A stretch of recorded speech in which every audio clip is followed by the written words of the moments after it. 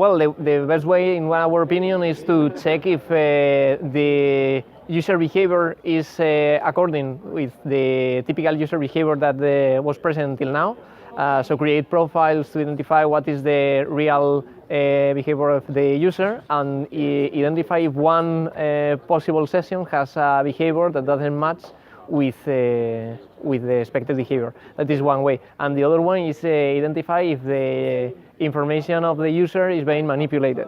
Like, for example, changing the information that is being represented by the browser or in the mobile app to identify if somebody is trying to trick in the user. Well, the behavioral biometric is one of the best approximations to guarantee that there is not fraud. It has two main advantages in comparison with classic biometry. Biometry typically works like facial recognition, fingerprint, etc. It typically works statically, which implies that in the moment that you are logging in the site, you need to put the face or put the finger, and once you get authorized, during the whole session you are going to be validated, which implies that if somebody gets access to your session after the login, there is not more biometric protection. So behavioral biometric has the advantage that is dynamic, which implies that you are going to be challenged in each movement that you perform. So if somebody steals your phone, for example, in the middle of a session, it's going to be discovered, or even if somebody has remote access to your device, it's going to be discovered, or if session hijacking is being exploded, something like that. And the second advantage is that it doesn't depend on specific hardware. Because, for example, for facial recognition, you need a specific camera with luminosity sensors, deeply sensors, and a lot of stuff that not all the user has that kind of hardware available at the moment. So if you are a bank and you have millions of users, probably there is a percentage that, of course, have that kind of devices, but there are a lot of other users that they don't have it. So with behavioral biometric, you can create a profile even if you only have a keyboard and a mouse. That will be enough. Of course, the more sensors that your device has, the more precise the profiling is going to be.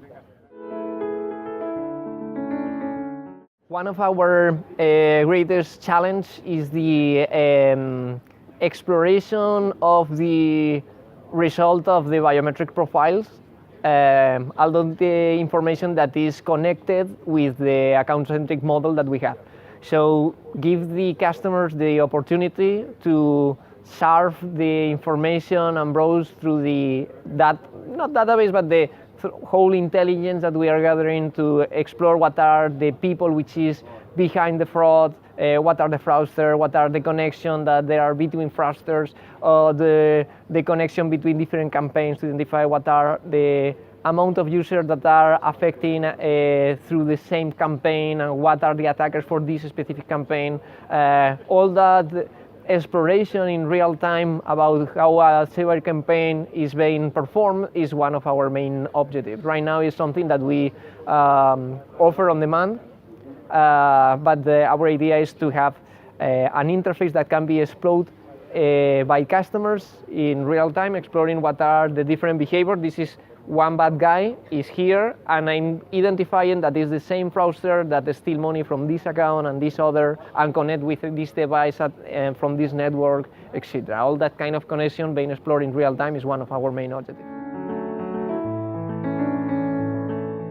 Well, I feel that there's a pretty interesting event, bigger than I'm expected. It's my first time here, but I'm really happy with the audience, with the companies that are here sponsoring the event. I think it's a nice, the organization is being really nice.